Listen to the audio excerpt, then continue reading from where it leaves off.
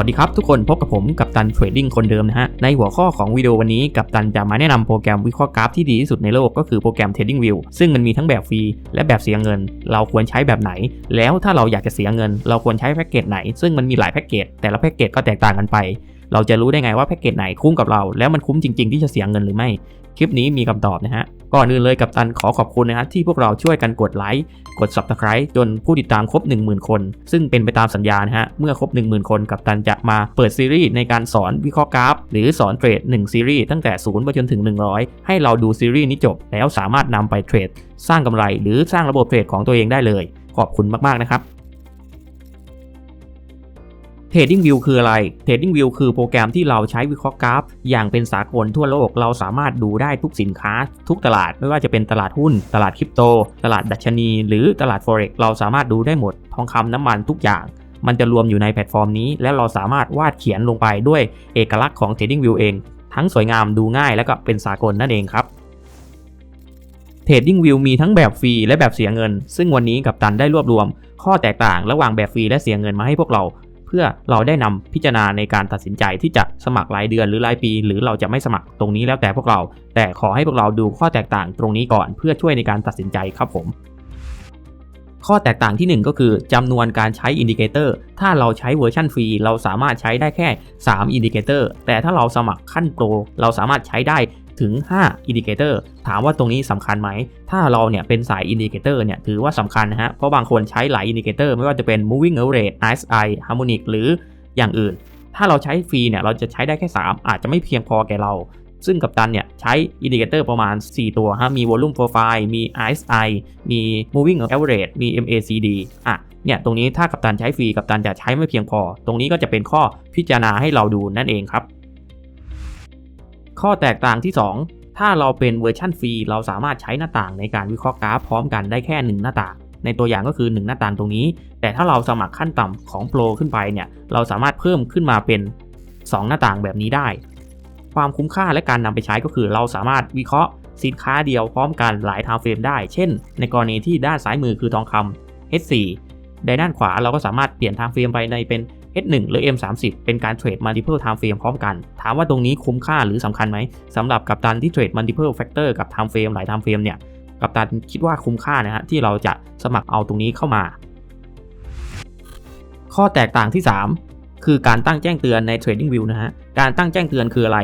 การตั้งแจ้งเตือนคือการที่เราเนี่ยไม่ต้องมาเฝ้ากราฟเมื่อราคาจะไปถึงในจุดที่เราวางไว้เช่นเราจะเซลล์บริเวณแนวต้านแต่ราคายังไปไม่ถึงเราสามารถตั้งแจ้งเตือนเพื่อให้ TradingView เนี่ยเตือนเราผ่านแอปมือถือผ่าน Gmail ผ่านเว็บไซต์ได้ตรงนี้เป็นส่วนสำคัญในการเทรดของกัปตันนะฮะเพราะกัปตันเนี่ยจะเป็นสวิงเทรดกัปตันไม่ได้เฝ้ากราฟตลอดเวลากัปตันก็ทำอย่างอื่นไปด้วยเมื่อราคามาถึงพวกซัพพลายโซนดีมานด์โซนหรือเบรกเอาท์อะไรพวกนี้กราฟจะแจ้งเตือนให้เราตรงนี้เลยสำคัญในเวอร์ชั่นของฟรีนะฮะเราสามารถตั้งแจ้งเตือนได้แค่1ครั้งเท่านั้นเอง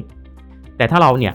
เสียเงินขั้นต่ำที่เป็นเวอร์ชันของโปรนะฮะเราสามารถตั้งแจ้งเตือนได้ถึง20ครั้งแล้วเป็นหลักร้อยครั้งในฝั่งของพรีเมียมถามว่าตรงนี้คุ้มกันไหมที่เราจะเสียเงินมาเพื่อเอาตั้งแจ้งเตือนสำหรับกัปตันเนี่ยมันเป็นสิ่งสำคัญนะฮะถ้าเรามัวแต่ไปดูกราฟมัวแต่เฝ้ากราฟตลอดเวลาเนี่ยมันทำให้สติเราหลุดแล้วการเทรดเราจะแย่งั้นการตั้งแจ้งเตือนเลยเป็นสิ่งสำคัญนั่นเองครับผม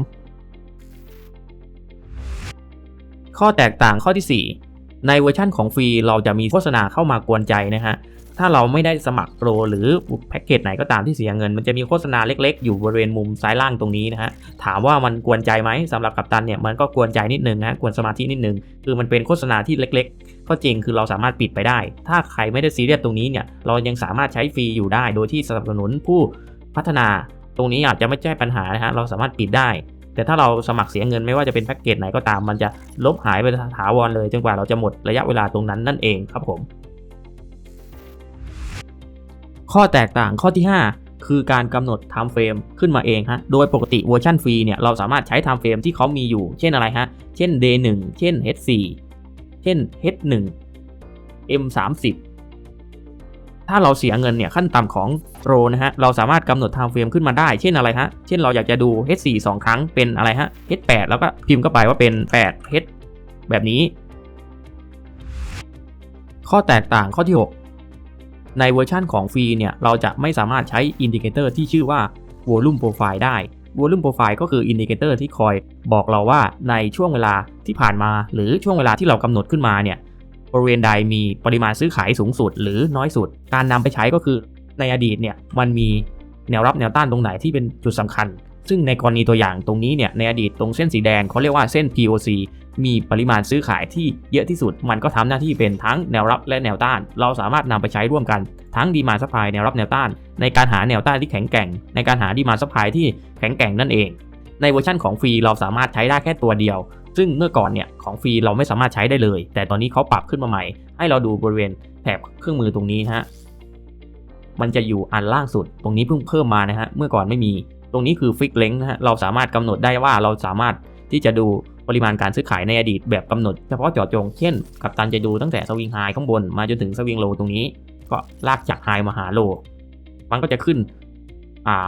บริเวณในอดีตว่าตรงไหนเนี่ยมีปริมาณการซื้อขายอย่างไรเช่นตัวอย่างตรงนี้มีปริมาณซื้อขายสูงสุดมันก็จะทำหน้าที่เป็นแนวรับและแนวต้านแต่เราไม่สามารถใช้อินดิเคเตอร์แบบนี้แบบเดียวๆได้เราต้องใช้ร่วมกับพวกแนวรับแนวต้าน Demand Supply เพื่อหาจุดที่มันจะกลับตัวนั่นเองในเวอร์ชันของเสียเงินเราสามารถใช้ Indicator Volume Profile ได้4รูปแบบได้ทั้งหมดเลยนะฮะถ้าเป็นของฟรีเราจะใช้ได้แค่อันบนก็คือ Fixed Length ตรงนี้เราเข้ามาตรงที่ Indicator เลื่อนลงมาหาคำว่า Volume Profile กดเข้าไปมันจะมี4อันถ้าเราเสียเงินเราจะได้ทั้ง Fixed Length Season Volume HD Visible Range อันที่เราใช้กันบ่อยๆเนี่ยก็จะเป็น Fixed Length กับ Visible Range Visible Range คืออะไรก็คือการที่ดูปริมาณการซื้อขายในกรอบระยะเวลาที่เรากำหนดเช่นเราเห็นกราฟจากด้านซ้ายมือไปด้านขวามือตรงนี้เขาจะคิดโวลุ่มจากบริเวณด้านซ้ายไปด้านขวาแค่นี้นั่นเองความคุ้มค่าถามว่าถ้าเราเสียเงินเพื่อมาใช้ฟังก์ชันนี้คุ้มไหมสำหรับกัปตันคุ้มครับถ้าเราใช้เป็นแต่ไม่ต้องห่วงถ้าเราใช้ไม่เป็นกัปตันกำลังจะทำคลิปสอนเราในการใช้ Volume Profile แบบมืออาชีพงั้นมันก็กลายเป็นว่าเราเนี่ยคุ้มแน่นอนข้อแตกต่างที่ 7ในเวอร์ชันของฟรีเราจะมีสิ่งที่เรียกว่า Watch List หรือรายการที่เราเนี่ยจับตาดูเช่นว่าเราเนี่ยจะเทรดตลาดไหนคริปโต Forex หรืออย่างไรเราสามารถสร้างเซกชันตรงนี้ขึ้นมาได้อย่างของกัปตันก็มีหุ้นต่างประเทศมีฟิวเจอร์มี Forex คู่หลักตรงนี้เราสามารถเลือก Watch List ที่ต่างกันได้โดยกัปตันเนี่ยใช้ของพรีเมียมนะมีตั้งแต่คริปโต Forex ฟิวเจอร์หุ้นต่างประเทศและหุ้นไทยถ้าเราใช้แบบของฟรีเนี่ยเราจะมีแค่อันเดียวแล้วมันจะต่อแบบยาวกันไปหมดแบบนี้เลยถามว่าใช้ได้ไหมก็ใช้ได้แต่ถ้าเราอยากให้มันเป็นสัดส่วนแบบมืออาชีพแบ่งตลาดชัดเจนแบ่งผลิตภัณฑ์ชัดเจนเนี่ยเราสามารถเพิ่มเซกชันให้กับมันได้ว่าเราเนี่ยจะเทรดอันไหนและอีกอย่างที่ทำไม่ได้เลยก็คือในเวอร์ชันของฟรีเนี่ยเราไม่สามารถนำเข้า Watch List ของคนอื่นได้อย่างกัปตันเนี่ยได้ทำไฟล์ Watch List ของกัปตันแล้วก็บีบอัดลิงก์ดาวน์โหลดจะอยู่ด้านล่างคลิปนะฮะเราสามารถดาวน์โหลดแล้วสามารถนำเข้า Watch List ของกัปตันได้ให้เราเนี่ยไปเลือกไฟล์ที่เราโหลดมาของกัปตันแล้วแตกไฟล์ให้เรียบร้อยนะฮะหลังจากที่เราแตกไฟล์เรียบร้อยแล้วเราจะมีตั้งแต่คริปโต Forex Future สินค้าทั้งหมดหุ้นไทยหุ้นต่างประเทศถ้าเราเป็นมือใหม่เนี่ยเรานำเข้าแค่ Forex ก่อนก็ได้หรือแล้วแต่เราต้องการกัปตันจะทำมาให้ดูเป็นตัวอย่างนะฮะกัปตันไปที่ Import List กัปตันเลือกที่ Forex Forex ก็จะขึ้นมาอยู่ตรงนี้ให้เราเลือกแล้วก็นำเข้าเพิ่มเติมเป็นสินค้าทั้งหมดมันก็จะมี Watch List ให้เรานั่นเอง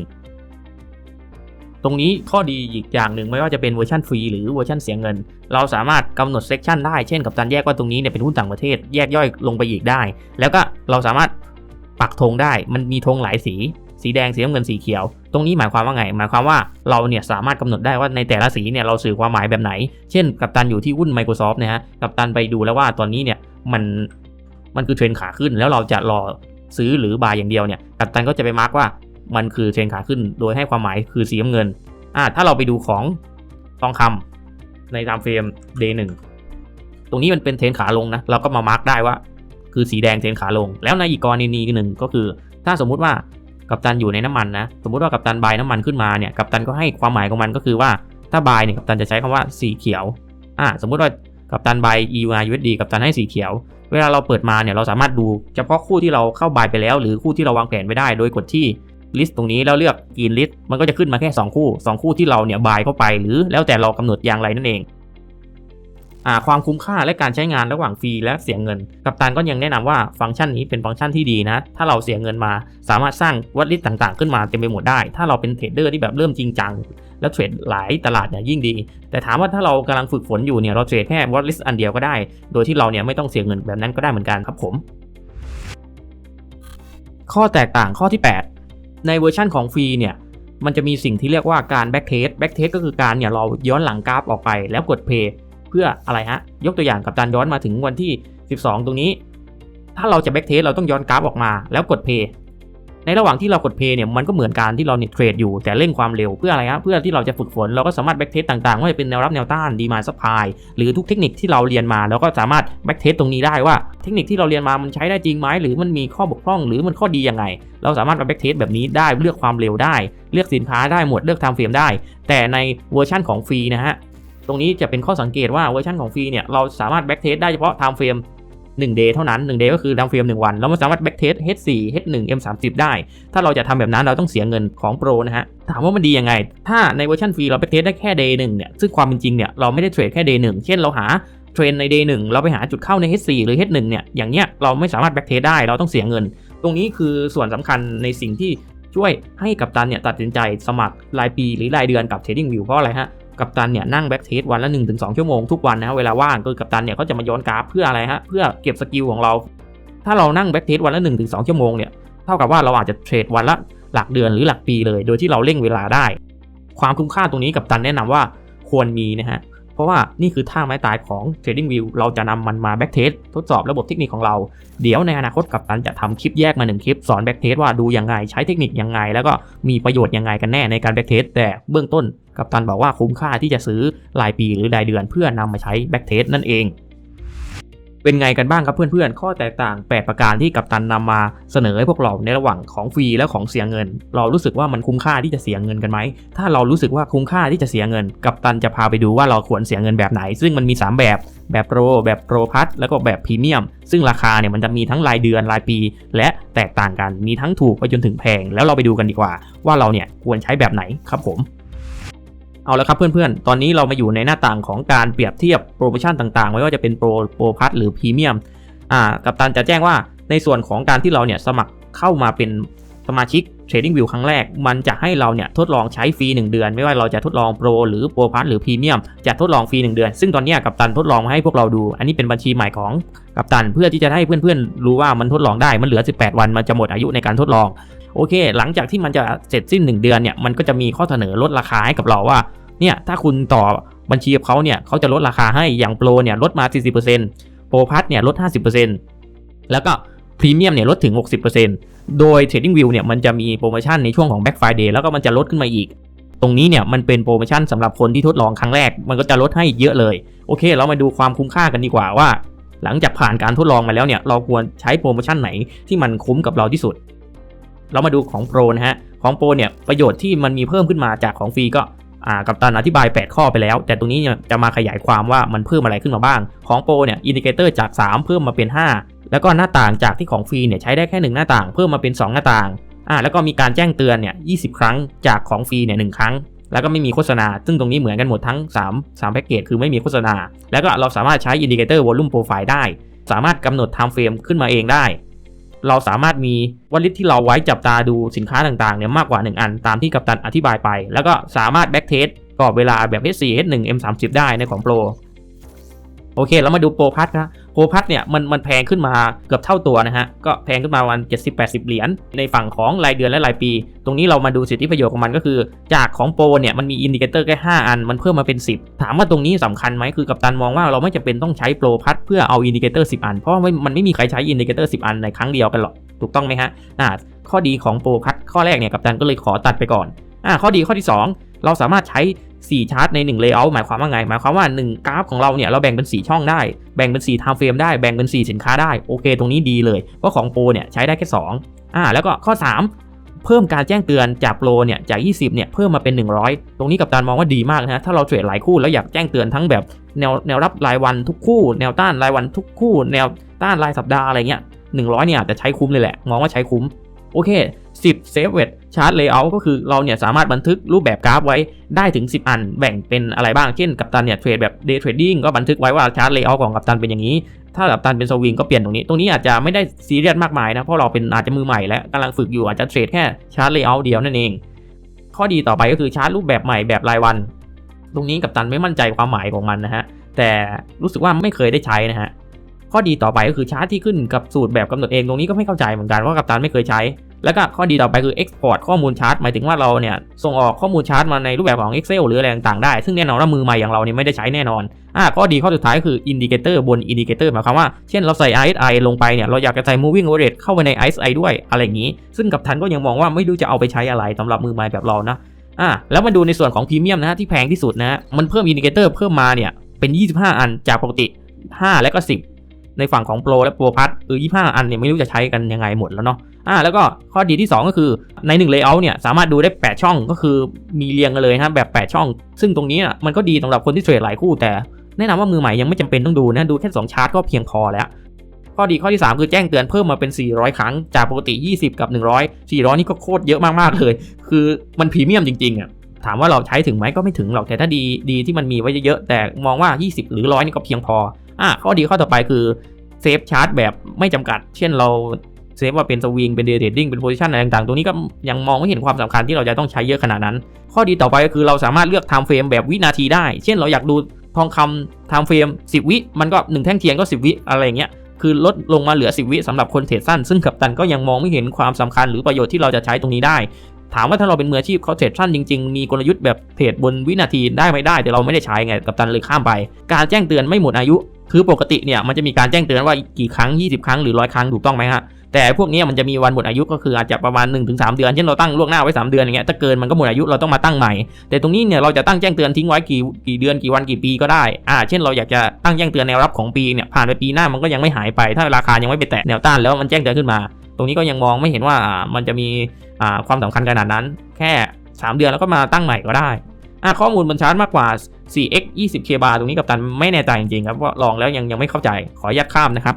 บโอเคเป็นข้อสุดท้ายนะฮะเป็นอินดิเคเตอร์แบบที่เราเนี่ยเชิญเท่านั้นเช่นอะไรฮะเช่นแบบเราเป็นนักพัฒนาอินดิเคเตอร์เนี่ยเราสามารถเขียนอินดิเคเตอร์ของตัวเองลงไปได้แล้วก็เชิญให้คนอื่นมาใช้ได้โดยที่พวกคนที่จะมาใช้เนี่ยต้องได้รับการเชิญกับเราเท่านั้นถามว่าเทรดเดอร์มือใหม่ได้ทำไหมแบบนี้ก็ไม่ได้ทำสำหรับคนที่ก็มีพวกโค้ดมีอะไรเป็นของตัวเองอยู่แล้วโคดดิ้งอะไรต่างๆก็ข้ามไปโอเคมาถึงในส่วนของการวิเคราะห์ว่าเราควรใช้แผนไหนกันมากกว่าแล้วอะไรที่มันคุ้มกว่าเทียบกับรายปีที่เราจะได้แล้วเนี่ยเรามาเริ่มกันที่แผนที่ต่ำที่สุดก็คือโปรเนี่ยตามที่อธิบายมาเนี่ยตอนนี้เขาจะลด 40% สำหรับสมาชิกที่ทดสอบฟรี1เดือนเนี่ยลดมาเหลือ$108ก็ประมาณ 3,200 บาทใน1ปีก็ประมาณเดือนละ 2-300 ประมาณ300ถามว่าคุ้มไหมโคตรคุ้มเลยสำหรับกัปตันคิดเป็นรายปีแล้วมารายเดือนเนี่ยยิ่งคุ้มแล้วในส่วนของโปรพัทเนี่ยตามที่กัปตันอธิบายคุณสมบัติที่มันเพิ่มขึ้นมาจากโปรเนี่ยอะไรต่างๆเนี่ยแล้วเราดูว่าราคาเนี่ยเพิ่มขึ้นมาประมาณจาก 3,000 ก็มีประมาณ 5,500 ต่อปีก็ตรงนี้ก็ยังคุ้มอยู่เพราะว่ามันคุ้มยังไงฮะ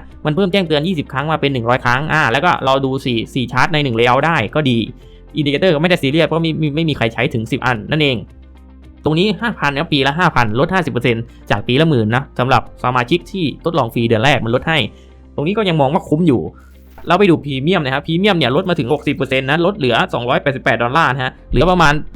8,700 กว่าบาทถ้ามันไม่ลดเนี่ยคือบอกเลยว่าไม่คุ้มจริงๆถ้าเราเป็นเทรดเดอร์แบบไม่ได้แบบเป็นเทรดเดอร์แบบองค์กรอะไรอย่างเงี้ยมองว่าพรีเมียมยังไม่คุ้มมันไม่เหมาะกับพวกเราเลยเราเป็นมือใหม่หรือเป็นเทรดเดอร์ที่แบบทั่วไปยังไม่เหมาะเพราะราคาเต็มเนี่ยกัปตันเคยสมัครปีที่แล้วนะ 15,000 บาทต่อปีอย่างเงี้ยแต่รู้สึกว่าใช้ไม่คุ้มก็เลยกลับไปที่โปรพัทเหมือนเดิมงั้นสรุปว่าพรีเมียมเนี่ยเหมาะกับใครเราเนี่ยเหมาะกับแบบไหนถ้าเทรดเดอร์กำลังฝึกอยู่ยังทำกำไรไม่ได้ใช้แบบโปรนะฮะปีละ 3,000 กว่าบาทอันนี้คุ้มแล้วถ้าเราเริ่มทำกำไรได้แล้วเทรดแบบจริงจังใช้แบบโปรพัทได้เลยส่วนพรีเมียมเนี่ยสำหรับคนที่แบบไม่มีปัญหาด้านการเงินหรืออยากจะได้รับประสบการณ์ที่ดีที่สุดของ TradingView เราก็ใช้ได้แต่ไม่แนะนำให้สมัครแบบโปรแบบไม่ลดราคานะให้เราทดลองไป1เดือนแล้วมันจะขึ้นมาเป็นข้อเสนอ Early Bird เนี่ยภายใน1เดือนเนี่ยมันนับถอยหลังเรื่อยๆแล้วเราค่อยมาสมัครแล้วเดี๋ยวมันจะมีช่วงสิ้นเดือนตุลาคมหรือพฤศจิกายนเนี่ยมันจะมีโปรโมชั่นของ Black Friday นะฮะบางครั้งเนี่ยมันลดไปถึง 80% ตรงนี้มันอาจจะสุ่มหน่อยแล้วแต่เราเดี๋ยวมันก็จะลดแน่นอนแต่อย่าเพิ่งซื้อในช่วงที่แบบไม่มีการลดอะไรแบบนี้เลยหรือรอ Black Friday นั่นเองเป็นไงกันบ้างครับเพื่อนๆหลังจากที่เราได้ฟังข้อแตกต่างจากกัปตันไม่ว่าจะเป็น TradingView แบบฟรีหรือเสียเงินหรือเสียเงินแพ็กเกจไหนก็ตามถ้าเพื่อนๆยังตัดสินใจไม่ได้นะฮะกัปตันจะทำคลิปใหม่ให้ลงลึกไปอีกในฟังก์ชันที่มันเสียเงินแล้วมันดีมากๆไม่ว่าจะเป็น Volume Profile หรือการ Backtest ผ่าน TradingView ซึ่งหัวข้อพวกนี้เนี่ยกัปตันสามารถขยายความได้อีกถ้าเพื่อนๆชอบคลิปวิดีโอนี้หรือชอบการแบ่งปันความรู้ฟรีๆของกัปตันไม่ขออะไรเยอะนะฮะขอแค่เราเนี่ยกดไลค์คลิปนี้แล้วอย่าลืมคอมเมนต์ขอบคุณเพื่อเป็นกำลังใจให้แก่กัปตัน งั้นเจอกันใหม่ในคลิปหน้านะครับผมสวัสดีครับ